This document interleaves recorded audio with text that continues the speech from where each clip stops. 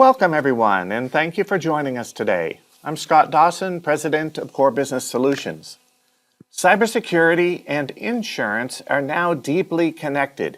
Your ability to secure coverage and control premiums increasingly depends upon demonstrating compliance with recognized standards like CMMC, ISO 27001, SOC 2, and others. Insurers are evaluating a company's security posture and compliance with these frameworks when underwriting policies. Today, I'm joined by Joe Blumstein of Hub International, who will share his expertise on how insurers view compliance, what they expect from businesses, and how you can align your cybersecurity posture to both protect your organization and reduce costs. This session will break down how compliance influences eligibility, premiums, and liability coverage, and you'll walk away with practical guidance for aligning cybersecurity compliance with stronger, more affordable insurance protection. Thank you all for being here.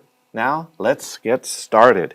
And Joe, before we launch into this, why don't you take a moment, introduce yourself, give us a bit of your background. Hey, Scott, thank you. Thanks for having me today. I truly appreciate it. Joe Blumstein, I'm from Erie, Pennsylvania. I work for Hub International. I'm a client executive.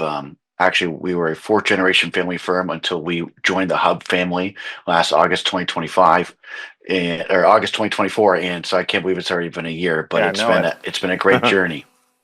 And so it's been a great journey, but our office, we focus on property casualty and workers' compensation insurance. As part of that is we handle executive protection insurance, D&O, employment practices, fiduciary, as well as cyber insurance. Over the past few years, I've been fully into the industry for 9 years now. I grew up shredding papers in the basement. But I've really focused on cyber insurance. A mentor of mine said, "Hey, this is going to be the next big thing.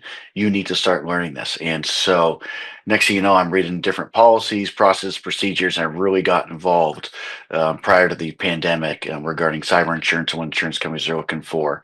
I've spoken at national and regional conferences for different clients of mine regarding the subject, and so I thoroughly enjoy it. That's a little bit about me. That's great, Joe. I appreciate you joining us for the second year. This is an annual event now. Thank you. Having me back. Thank you. Exactly. It feels like it's fall when Joe and I get back online and talk about insurance and what the latest changes are with regard to cybersecurity insurance and how all that works. So looking forward to today's session. So Joe, let's discuss kind of that broad topic of cyber standards, certifications, frameworks, and they've impacted the insurance market. Why are standards like ISO 27001, SOC 2, CMMC so important to insurers today? So we'll take a step back and we'll talk about where that fits into the underwriting process. Great. So if you were searching for property insurance, if you were in need of property insurance, we send a submission out to insurance companies, and oftentimes the insurance company will send out a representative from their company to come see, feel, and touch the facility. Are there sprinkler systems? What's the build? Is it wood? Is it joist and masonry? Is it masonry non-combustible? While they trust us, they want to come out and see for themselves what is the risk. What makes it different than others? In the cyber sector, you can't see the risk, right? It's internal rather than external facing. And insurance companies cannot go into your network legally, right? So they run a lot of public facing scans such as security scorecard and BitSite. And so what this framework allows us to do is it allows us to represent our clients and insurance companies in a different light. And so if you are achieving those certain types of standards, you're meeting a lot of the underwriting guidelines that insurance companies have in place. So we'll talk about CMMC and even NIST, right? There needs to be certain guidelines that you have to utilize to get there. And a lot of these times you work with the government or the Department of Defense, where they hold you to a higher standard. Even something outside of this could be ITAR compliance. That would be actual on-site security and premises management, where we've seen actual claims come through, who can enter the facility. So these types of standards help bring you to the next level while while achieving cyber insurance. I'm not very detailed on the actual process and procedures themselves, but the insurance companies have underwriters as well as IT professionals that know the standards that you need to achieve to get these guidelines. Okay, so it sounds like it kind of bridges that gap between what you could see with a physical site review and all the invisible things that happen when you're securing your network. The standard really kind of lays out step by step what is in place. I presume that's kind of the mindset here. You're correct. You're correct, So Scott. how So does think that of these items. affect premiums and eligibility? Just kind of generally, you say you have one of these certifications. Take that a little bit further. How does that actually affect your premiums? Absolutely. So think of the compliance certifications as somewhat of a preventive maintenance program to the team on the floor, right? Right. You have certain processes and procedures to keep your injection molding machines running, your welding machines, your sprinkler system. Think of these items as your preventive maintenance program for your IT security. Think of it as they work in tandem for that side of it. And so while you do these, it's contrary to popular belief, insurance companies don't have to offer terms, make them want to offer terms, Yeah. right? So you want to make sure that you're best in class, but at the same time, you need to put your hand in your heart when you're filling out the application because the application actually becomes part of the policy itself. So as we can demonstrate the type of compliance that we're doing, you want to make the underwriters want you as a client, right? And so if they want you as a client, chances are you're going to be able to achieve best in class pricing terms and conditions, which is our ultimate goal is to advertise our clients, the insurance companies, on what makes them best in class. That's my goal as a broker and agent to do that. And so by doing these, it gives me more firepower and ammunition when I get to the negotiating table on why the terms should be broader than others and the pricing should be lower. Wow. So it I've never, absolutely has a direct correlation. yeah, no, I had never thought of it. Sort of turns the whole idea on your head. Like I'm shopping for insurance, so the insurance providers are the vendors, but I still have to sell myself because it's a Yes, relationship. It's a trust relationship between my business, say, and the insurance provider. Certainly. Now, if we drill further into some of the standards, I mean, while there are different frameworks, there are different requirements, there's a lot of common things that are carried from one standard to the other. They're very similar. What are some of the specific security controls or protections that a insurance provider might be looking for with or without a certification? What are some of those things that are just kind of the no-brainers, if you will? absolutely. So if you dive into what are those items, there's probably anywhere between based on insure and what you do, about 10 to 12 of them. And looking up the expectation list here, multi-factor authentication. That is probably one of the number one items besides employee training, and I'll get to that later. But MFA is huge. I mean, and everybody says, "Oh my gosh, we have MFA, we're good, we're fine." It's like, okay, well, there's different levels to it. And those three levels that I've seen based off the world we're in today that could change in the future would be accessing through your VPN. So if you take your laptop home at night, you log in and you access the VPN, the insurance companies want to see multi-factor authentication on that. Yeah, So they want to make sure that you're getting the token on your phone, the text message, sometimes even a phone call, or another way of verifying it's you. The other way would be web-based email. And so that would be if I use my email address and I logged in on somebody else's computer through Web 365, they want to make sure we have MFA there. And so think about how easy that is. If somebody just had my password, they can get into my email from anywhere. right. It's as simple as that. So they want to make sure we have MFA on that aspect. The third would be operating technology. So we have a lot of clients that have very large machines. And oftentimes those machines are controlled outside of their network. And so, for an example, we have a client where they have a German company that actually installed the production machinery. They could log in at any time to make sure the machine is running at 100% efficiency. So think about that. So if we have a company in Germany that is helping our production machinery here in the United States, and they can operate it, they can slow it down, they can turn up the speed, the insurance company is not worried about my client getting hacked. They're worried about the company in Germany getting Yeah, hacked. So that's think right. about that. Because the goal of what the bad actors want to do is put you into a corner so bad to the point where you pay the ransom.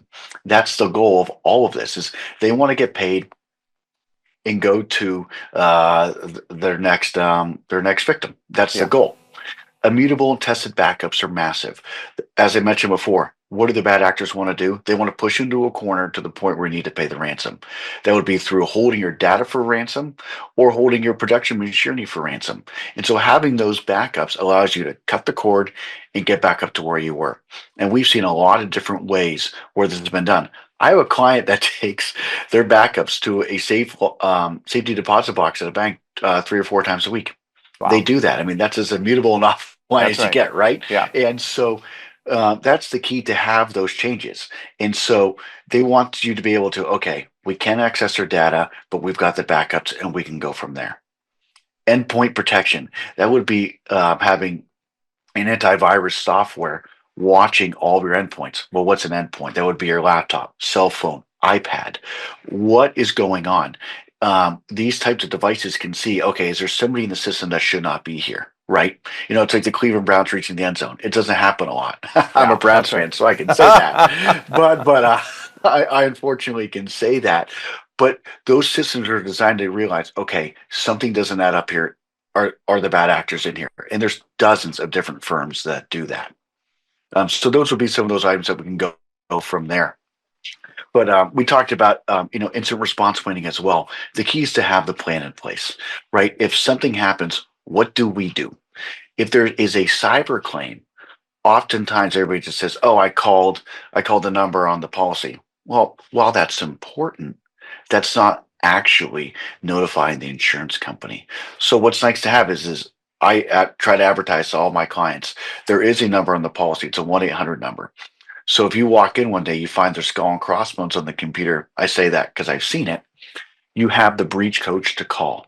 Think of them as a quarterback of the situation.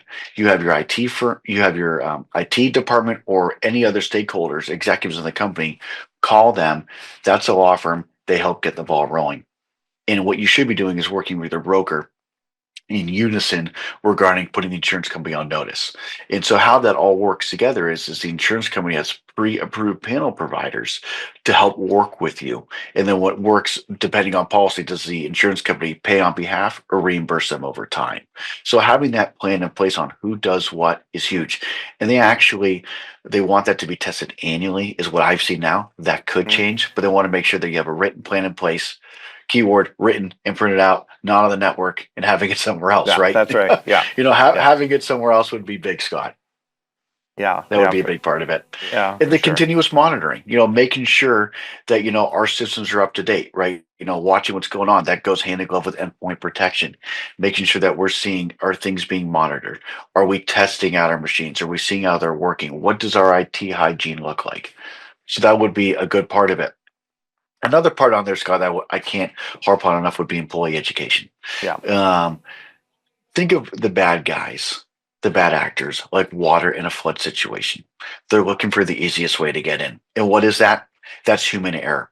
All I consistently read about in the Wall Street Journal and Financial Times are scamming, right? You see social engineering scams, how people are perpetrating to be somebody else and exploiting that trusted communication. And so what they want to do is fool the person rather than the computer because it's easier to get in. But what you also want to make sure is that your employee education works. It's not just a simple test or a little guideline. It's actually an interactive Q&A. There's an article in the Wall Street Journal talking about that about 2 weeks ago, how I believe it was the University of San Diego Health System. They did a study on what was the best way for educating, and it was that interactive Q&A in problem solving for their employees to really know what to look for in a phishing situation. So that would be a very large part of it as well. Yeah. No, I think all of those are vitally important. Many of those are preventative, as you mentioned. Others are kind of, what to do if things go bad. getting to your backup, going to your incident response plan, contacting your professionals and your insurance broker. So it's really got to be well-rounded. And I'm very familiar with many of the standards that we talked about earlier, and those are in all of the requirements. Those are just blocking and tackling cybersecurity 101 type things. Correct. And so I can see now what you mean by having those standards in place gives the underwriter some confidence that there's a lock on the door and there's someone walks around the building once in a while to make sure that it's safe. Maybe they test the sprinkler system to make sure it's working. I mean, this is the cybersecurity version of all of that, but I think the standards are really a signal that the company is following best practices, if you will. Certainly important. Now, on the flip side, Joe, let's say that a company gets a policy in place, and they file a claim. Something goes wrong. They file a claim, and then it's determined that they weren't really following the requirements. Maybe they didn't get everybody through the training. Maybe their antivirus is out of date. I don't know, whatever else could have gone wrong. What are the consequences when you're not meeting the requirements? So we'll talk about the preventative maintenance program. So if the risk control advisor walks through the facility and notices the sprinkler system's on, and they take a note, hey, they have a sprinkler system, it meets the pressure, suction flow, everything that we need, we're okay. But let's say for some reason, hey, we're going to turn off the sprinkler system and we're going to change it because we don't feel like doing it anymore, or we don't want to replace the sprinkler heads. We're not paying the money to have the sprinkler contractor come through to make sure we're up to guidelines and the sprinkler system doesn't work. That's misrepresentation. Yeah. So think about that from that side. It's the same thing on cyber insurance policy, and I cannot stress that enough. Another presentation I gave, the application actually becomes part of the policy. So we'll get the policies in for our clients. And if you look at the very back, they'll attach the application. The insurance company will attach the application to that because they need to trust what you do. I mean, that's the only way that they can trust what you're advertising, right? Are you keeping up with Process A? They need to make sure you're doing Process A. We have to advertise that. We have to do as we advertise, is what I would say. And so part of that would be is when you fill out the application, you do want to give yourself a little bit of leeway, right? I mean, you always want to put your hand on your heart. And I'm never going to say, misrepresent yourself to get the insurance because it's not worth it. But if we're doing backups, are we doing it annually? Are we doing it or for our backups? Are we testing those annually? Are we testing them monthly, quarterly? I mean, I want to put on the application, we do it every Tuesday of every month. It's like, hey, we just do it monthly, right? Don't pack yourself into a corner where you think there could be a mishap. But, you need to be honest with them. Hey, we follow these guidelines, but we do it certainly. I wouldn't say, hey, we do all 300 employees every 2 weeks get a phishing campaign or a phishing education email. You got to make sure you follow it then. I mean, Yeah. I would say, hey, our employees, we do phishing education exercises. This is what we do. This is the vendor that we use to utilize it. You never want to back yourself into a corner where you could deviate from there. But if you do deviate from there, a lot of insurance companies have risk control advisors that you can talk to. You can say, hey, we're doing Process A, but we've heard about Process B. Is that something that you would recommend, and are you okay with us doing it? I have those conversations all the time. I'm constantly being the bridge between my client and the insurance company to make sure that they're in compliance with what they advertise. And if they're looking to switch, okay, if we're going to do that, does that still do the basics that we need to get done to be compliant with the application that we filled out? But that could be a double-edged sword. You want to make sure that the IT company that you're introducing the underwriter knows what they're talking about, because Yeah. they can go, geez, are they actually preaching what they practice? Yeah. So Yeah. that there's a double-edged sword to it, but I can't stress enough, the application becomes part of the policy. Okay. I cannot stress that enough. Well, and so it, not only could jeopardize your ability to get a claim paid out, but I'd presume there's liability involved if you've you're not doing what you said you're going to do. Absolutely. Yeah. 100%, Scott. There's absolute liability involved. I mean, part of the policy that we'll talk about later are the defense costs associated with it, right? And so, and for paying all of the forensics teams, right? I mean, they're not cheap. I Yeah. mean, I mean, they could be a few $100s an hour. And so if the insurance company finds out, hey, you lied on the application, they could come after you for those costs. Right. Absolutely. Right. Okay. Got it. All right. Well, let's shift gears a bit and talk squarely in your lane about policy types. And this is out of my lane, so you're going to be helping me understand. Can you explain the difference between first party, third party coverage, and other key terminology in kind of plain, simple terms that even I can understand? Absolutely. So when I give a lot of presentations, Scott, sometimes the first thing I say is, "Hey, I'm going to talk in stick figures today." Right. Gotcha. And so I absolutely.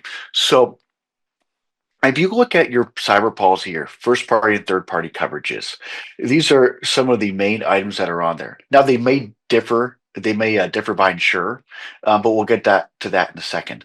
But what I cannot stress enough is first party and third party coverages are part of a single aggregate limit of insurance.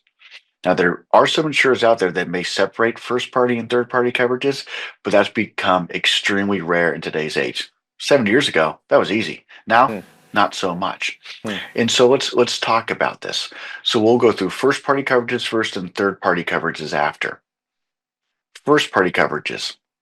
Let's say, God forbid, you walk in one day, and as I mentioned, there's a skull and crossbones on the computer screens, you name it, and you get a message from a bad actor that says, "We have your sensitive customer data. We're holding it for X amount of cryptocurrency." I say cryptocurrency because that's generally what it's in. It's not an attack on the crypto industry, Yeah. but that's generally what it's held in. And so the first thing that would get triggered for a covered claim would be that forensic teams to get rocking and rolling. That would be the 1-800 number that you call on your policy. And that's a law firm that will then help delegate, okay, what type of bad actor is this? Have we seen them before? And they'll help correlate that. So that's the immediate first trigger on the policy for a covered claim. And what they'll do is try to figure out, okay, what systems are affected?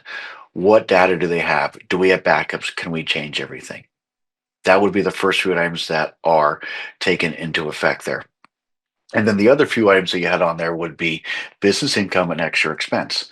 That would be direct business losses on there. So that would be, hey, the actual lost net income that we have incurred from the time we're down to the time we're back up and running. How much is that? So now you can start to think to yourself, okay, so this policy pays for my actual forensics firms that are being hired by the insurance company, the lost net income, and potentially ordinary payroll to keep your employees on if you decide to keep paying your employees or not, right? On the property policy, there's a separate limit for physical damage as well as business income. Not to mention, these items here are part of the limit of insurance. And we haven't even got the third party yet, right? So you think of forensics, notifications, public relations, because each state has their own notification laws. We need to notify everybody that was potentially affected where we lost their data.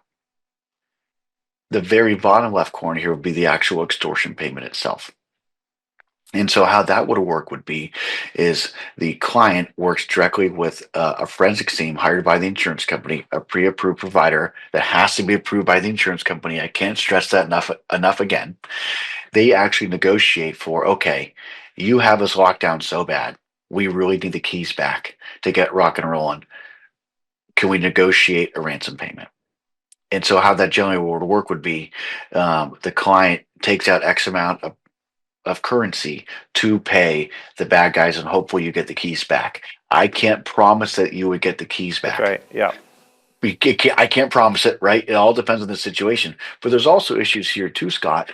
On some policies, there's OFAC issues on here. Who are the actual bad guys? Because sometimes you actually get barred from paying them if they're on the OFAC list. So that's Hmm. another little tidbit you need to think about as well. And so let's say everything gets back together. We pay the extortion, we have the keys back, we're figuring everything out, we're getting things back together. That's all your first party coverages. Now there's little nuances to each one. But what happens after the claim or during the end of the claim. We have to do certain notifications, employees, customers, vendors, suppliers. They find out we have a hack. Well, any lawyer is going to find out about this and they're going to go, let's bring class action lawsuit against a certain company because that's what happens. There was actually an article in the journal, Wall Street Journal, the other day regarding how this is becoming more and more prevalent, and I've seen it myself. So a properly structured insurance policy would pay for those defense costs associated with those lawsuits that come in. And so some of that includes regulatory fines and penalties. They may not pay for the fine itself, but for the defense costs associated with the regulatory fine in the claims from your partners and clients. Hey, you lost my secret sauce. You lost our customer list. You lost X data here. You lost Y data.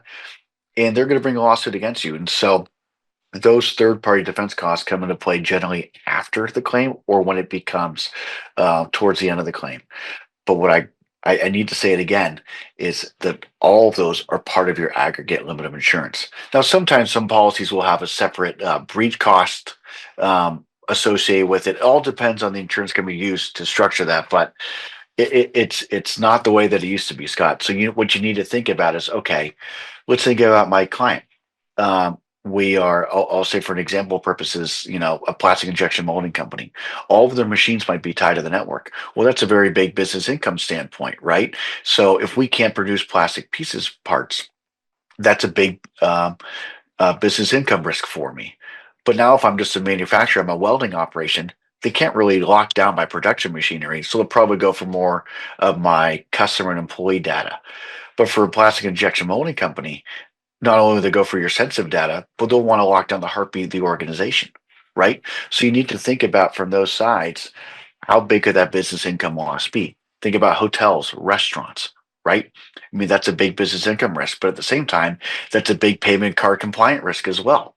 So there's lots of different nuances based on the company itself, how you want to structure your insurance policy. Generally, what we've seen is insurance companies put out $5 million in limits at maximum, but then what you do is you do actual building blocks on top of that to create a higher limit of insurance. So think about one insurance company stacking on top of each other, and those excess layers should follow the underlying terms and conditions. Okay. Sorry for the long-winded answer, No, but that's very helpful. that's a lot very to helpful. unpack there, but I tried to keep it simple for you. Yeah, I appreciate the stick figures. I'm following. So there's more than one type of coverage, obviously, and bundling those coverages together is probably in a client's best interest, I would think. So how does compliance help negotiate better terms when you're working through the coverages that you need and what the costs are ultimately going to be? So insurance companies underwrite by lots of different standards. Yeah. But the first thing they look at from the cyber side is what you do and who you are. So based off what you do, are you a manufacturer? Are you in life sciences? Are you a professional firm that provides IT services? Right. And so what's the difference there? So you look at immediately, okay, what category does this client fit in? Right. If you're manufacturing, a lot of companies want to look at it. If you're higher education, that becomes much smaller. But say you're a professional services firm, such as an IT firm, there's a difference that you want to add on there. You want to add on technology professional insurance or just a standard professional liability insurance as well. And you want to have those with the same carriers. Right. And so they look at what you do, but then so who you are. Are you taking those proactive steps to be best in class? So put yourself in the underwriter's shoes, Scott. I'm presenting to you a client of mine that follows that would work in the Department of Defense or the U.S. government. You know immediately as an underwriter that they need to follow certain standards, right? Right. Or on the flip side, I'm presenting to you a client that doesn't have any MFA. They don't do any employee education. Is that somebody that you want to risk, putting up, taking an X amount of premium dollars for and putting up a large limit of insurance? Probably not. So using that as a tool to negotiate, as I mentioned earlier, is the biggest part where the compliance fits in from my standpoint would be showing that my client is best in class. That's from my standpoint, that's how that all fits together. Okay. All right. That makes sense to me. But do companies often overlook I'll call it the fine print in these policies, exclusions, limits, things like that? Why are those 100%. details so important when looking, at a new insurance policy? So somebody once told me wedding vows are, could be 1 page or 2 pages. Insurance contracts are, 50 to 60 pages, right? And so, I mean, so you're, the devil's in the details. And that's what makes us different here at our office is as we read the contracts. I mean, there are so many little nuances that you can find in there. Um, we'll go from one side. So a lot of people say, hey, I just want the cheapest insurance policy out there. I don't Right. care. I want you to market it every year. I don't care, Joe. Get me numbers every year. I want you to move it. And sometimes people are like that.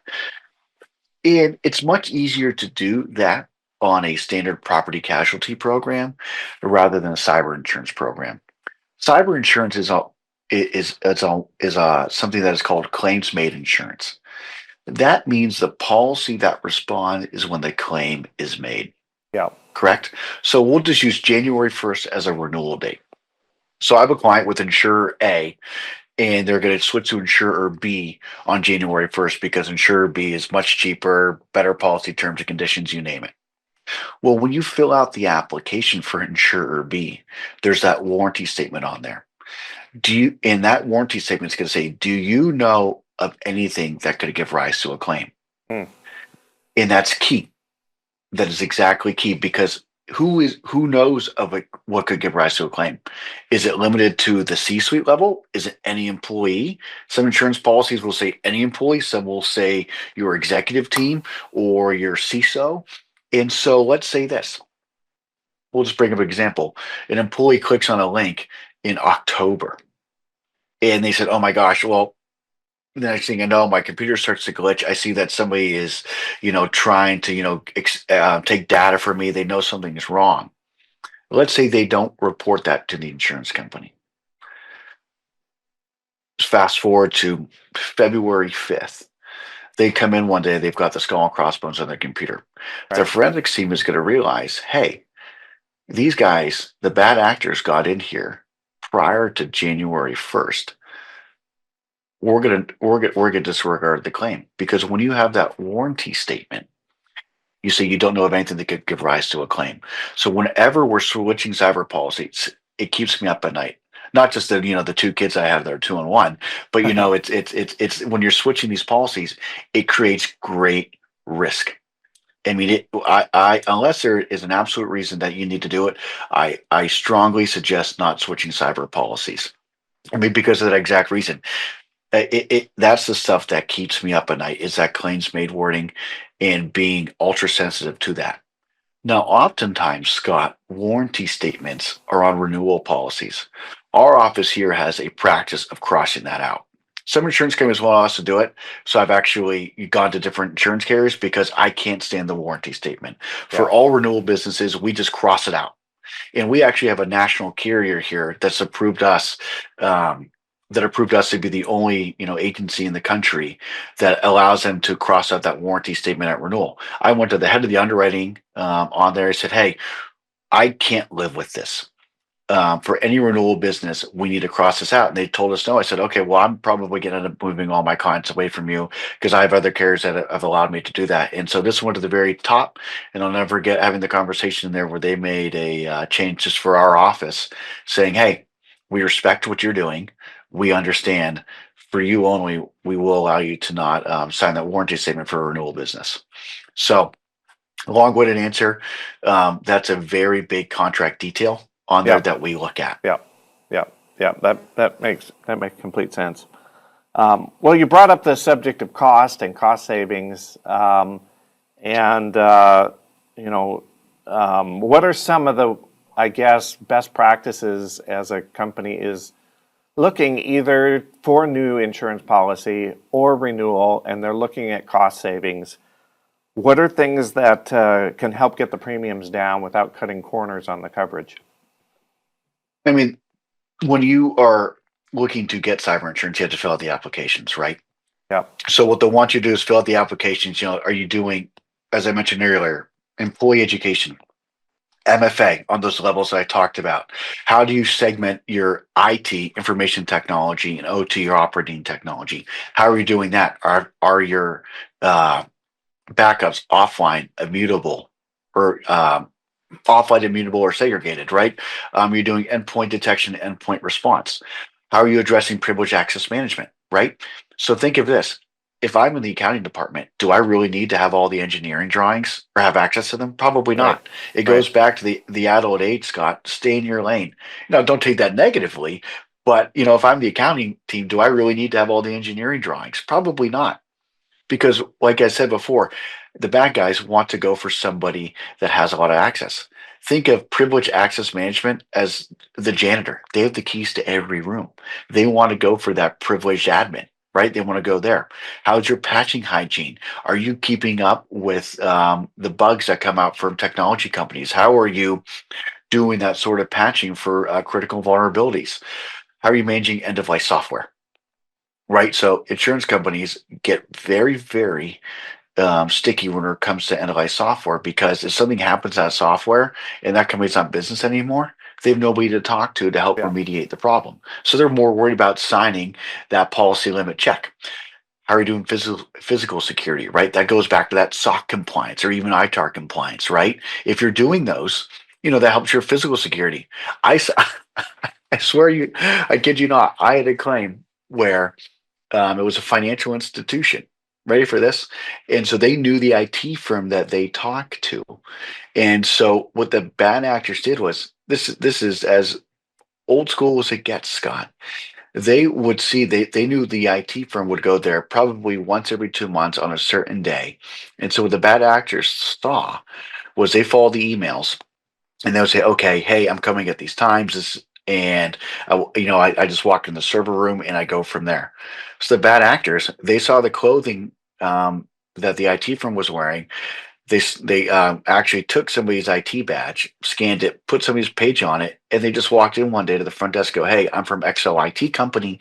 I need to go to the server room. And the front desk, they just let them in. Yeah. The person was sitting in there for 2 hours taking everything. So I mean, it goes back to they would try to fool the person, not the computer system. So could you imagine a hacker sitting in your server room for 2 hours and nobody talked to him? Like a buffet, Because just they helping just saw. themselves, right, Joe?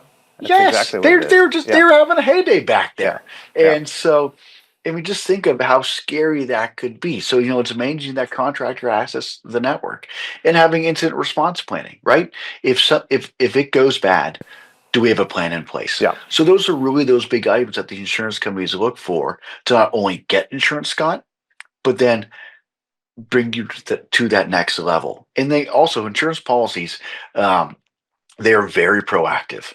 They have a lot of discounted free services that you could belong to and use a risk control people to throw ideas off of. Yeah. I mean, if you're doing everything that you can, if the insurance company knows the IT person or who they utilize is really trying to be best in class, make them want you as a client. Don't make them have to write it, make them want to write you. Yeah. So Very using good. all that together, Scott, then having a broker that understands the marketplace and what insurance companies are looking for can pay dividends. I mean, Yeah. we negotiate tooth and nail on our clients. It's not my money; it's my client's money. But if it was my business, how would I want it insured? And there's a lot of ways out there too to look at what type of limit do I look at. There's a lot of studies out there. I never will recommend the exact limit of insurance to buy, but I can help provide that benchmarking data.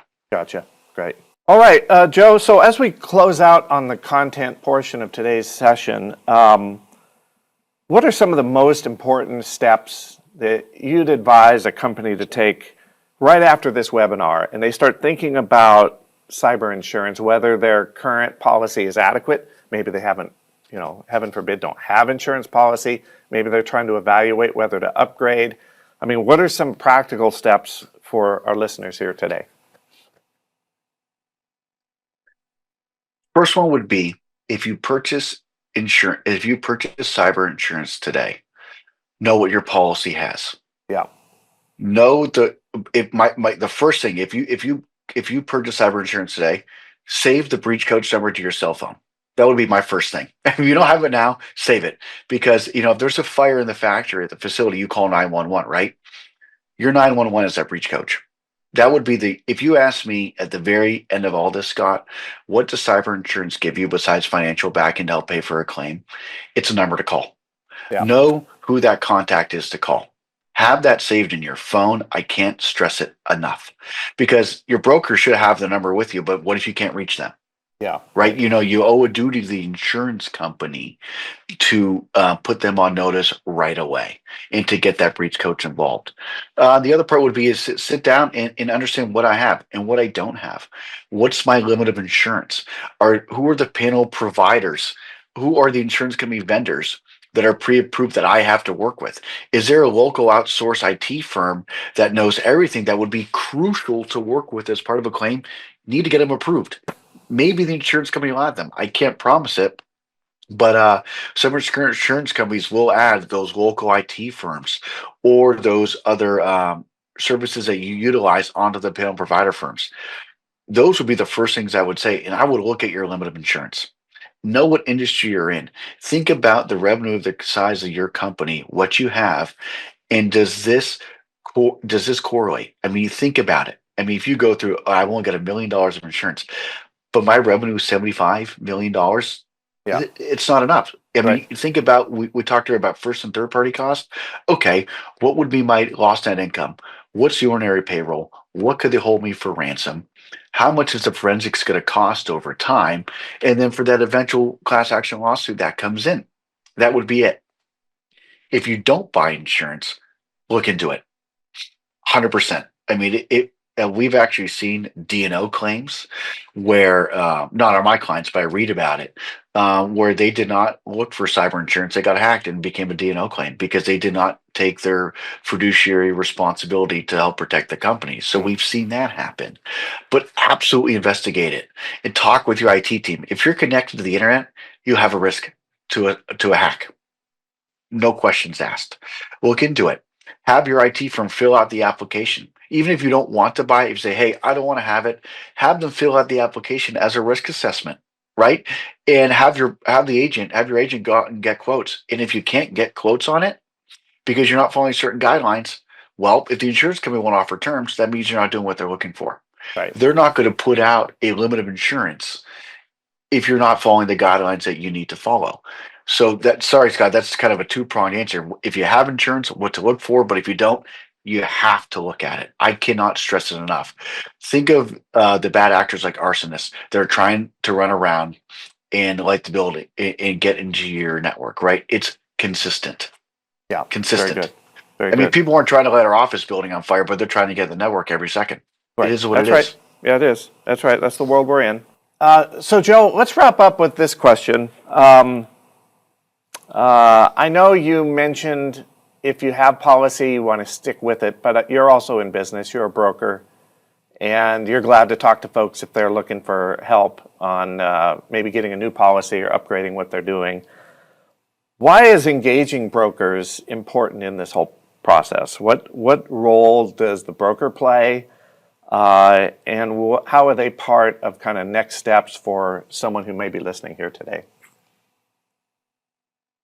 So our job as a broker or as your independent agent is to represent you to the insurance companies, right? That is what we do. We also are advocates for if there's a claim, how to move that along. But the first thing that you could do, Scott, would be educate your client, talk to them, keep them in the loop. I like to send out periodicals from different publications all the time on what's happening in the world, what's going on in the cyber insurance space, how are the bad actors using AI to get into your systems, what do you need to look forward at to see to keep yourself compliant. What are the attack vectors the bad actors are using? Your agent should be educating you constantly about what's going on around the world, around what's happening in your industry, what's happening in the cyber insurance marketplace. Hey, what's new? I go to conferences every year about cyber insurance. I'm always the guy asking everybody on stage, what's the next big thing that we need to educate our clients about? Because when they came out with, when the insurance companies came out with MFA, they shoved it down our throats so fast, nobody even knew what it stood for. Right. And so Yeah. I'm always trying to ask at those seminars, what is the next thing that you need to do? Because it could take us time and money to become compliant. So I'm always working through that sector on trying to keep my clients in front of what's going on. Another part of it would be is get to the applications early. I ask my clients, hey, let's just say it's a January 1st renewal. I won't get them their application a few days in advance. I try to get to them months in advance, and I'll ask them throughout the year, keep a tally on what you're working on. What are the new processes, procedures? What are the enhancements that you're making to your operations that are going to correlate to the cyber application? Keep a running track of it. And chances are they're not spending $5,000 on IT security. They're spending 50. Let's advertise that to the insurance company. Let's show them, hey, we're serious about investing into our IT security here and what makes us best in class. And keep track of that throughout the year. I don't like to think of it as an annual renewal process. It's a continuous process. Yeah. There's a book actually called Quitter Camper Climbers, right? Are you trying to be that best in class facility, right? And so my advice would be is have your broker explain to you, what does the policy do? How does it work? Where are my gaps? What do I need to address? Is my limit of insurance adequate based off an eye test on what I have? And are you bringing me options? Right? Or talk to your peer groups. I have my clients, I am very big on networking my clients around and having the conversations between them. Hey, I'll introduce an IT person to another IT person, go, I'm having this issue. What did you do to fix that? And I always ask for the sign off beforehand if I can introduce them to each other. But you get by in life with the help of your friends. Utilize the network that you have. Utilize the peer groups that you have to talk about what's going on. I mean, we're all thinking the same thing. Might as well ask it. I mean, Yeah. I like to tell insurance company underwriters all the time. You don't go to the dance if you don't ask, right? I always ask for that next endorsement or a little bit more off the pricing because you don't get the answer if you don't ask. And Yeah. our goal is to consistently push on our clients' behalf. And that's what we strive to do. My grandfather instilled it, my father, who instilled it into me. It's not your client's money. But if it was your company, how would you want it insured? And what are you doing to keep them abreast of emerging liabilities? Joe, That's my goal every day. this has just been an excellent hour together. Appreciate you giving the time. And I know you and Hub International support clients from around the country.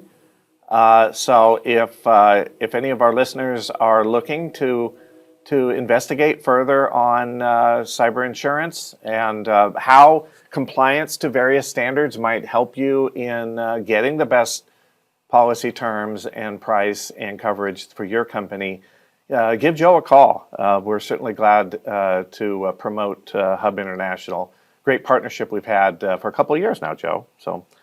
And I appreciate it. we are Thank you. pre-recording the session here today, just scheduling factors. So we're taking questions by email. You can see Core Business Solutions contact Miss Renee Ferry if you're interested in standards in compliance to CMMC or ISO 27001 or SOC 2.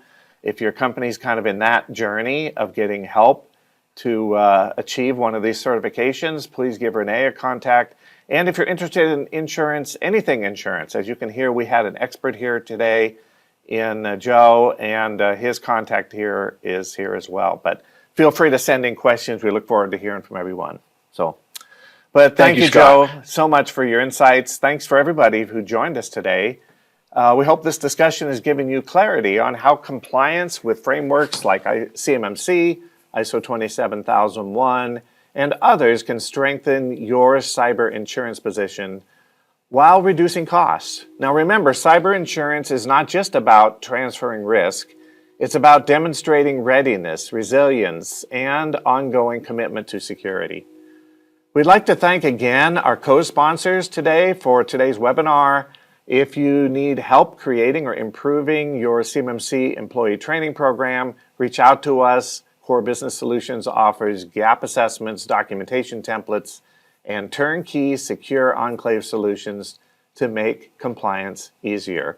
And be sure to visit our website and YouTube channel for more CMMC resources, and mark your calendar for next month's webinar, CMMC is now law. I can actually say that out loud. We've been waiting for Rule 48 to drop, and it has. So we're going to be talking about what the 48 CFR rule means for your contracts. Thanks again, and we look forward to seeing you at our next webinar.